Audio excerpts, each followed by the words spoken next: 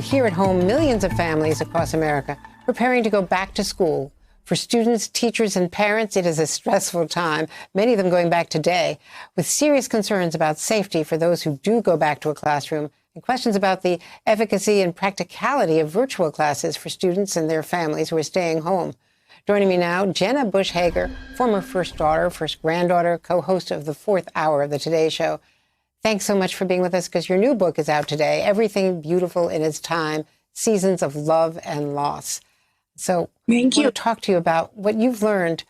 Well, congratulations on the book, Jenna. It's great to see you. But what have you learned with your toddlers, 5 years old and 7, I believe, and then you've got the baby. But for your two little girls, what is going back to school virtually all about? And what are the concerns that maybe Mila has expressed to you?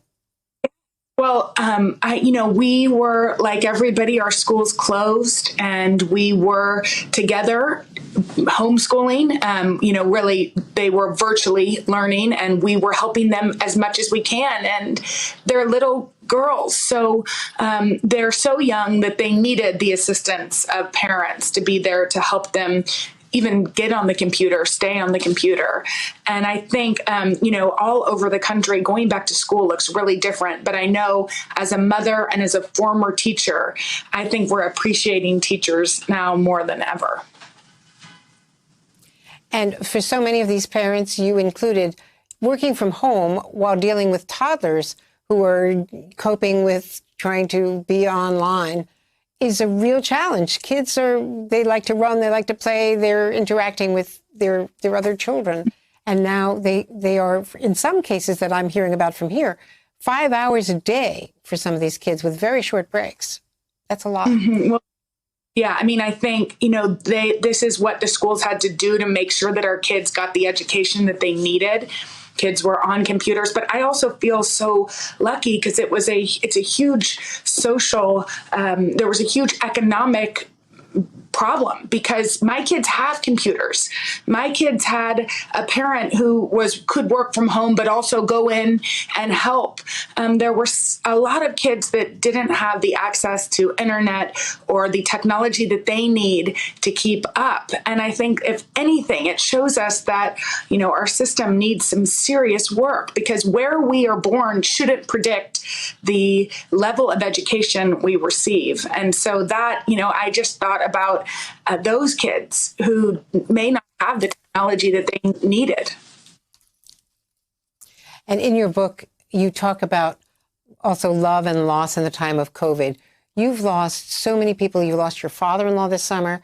You can't commemorate that loss and grieve the way you would want to. You had a small memorial service, I know, of family.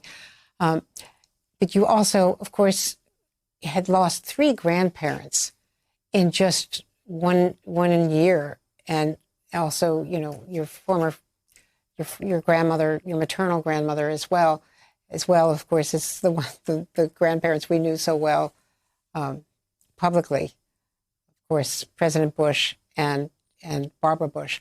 So, how do you deal with loss to all the people who are losing family members in this terrible time? Your way of doing it was through letter writing, which is a real Bush family tradition. Yeah, it is. It's something I definitely inherited from them. I wrote this book, Everything Beautiful in Its Time, in the 13 months that I lost my 3 remaining grandparents. And I wrote it started really as just letters to them.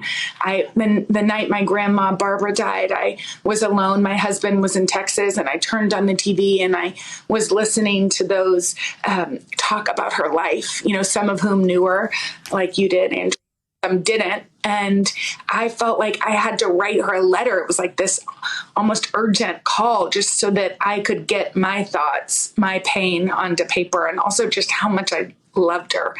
And I think, she taught me so much how to use my voice, when to stand up for what I think is right. And then also, how to grieve publicly, because it was something I didn't really ever expect. And of course, it's going to happen. It's going to happen again with my mom and my dad.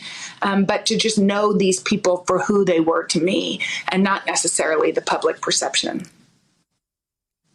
I was so touched by all of that, just having, covered your family, but not knowing them, the way anybody close to them would. But I also wanted to ask you about what lessons books and letter writing can be for those who are grieving in the time of COVID.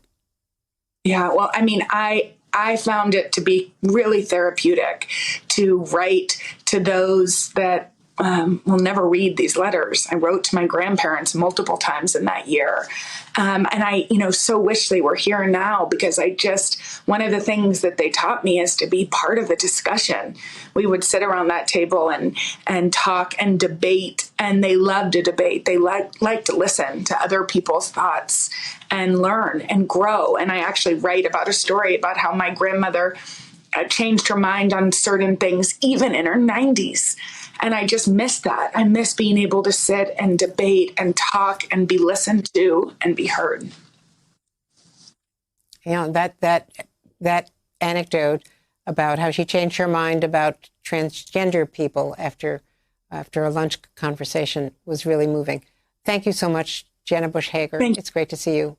Thanks. Thanks for bringing all of your lessons to us. Hey there, I'm Chris Hayes from MSNBC. Thanks for watching MSNBC on YouTube. If you want to keep up to date with the videos we're putting out, you can click subscribe just below me, or click over on this list to see lots of other great videos.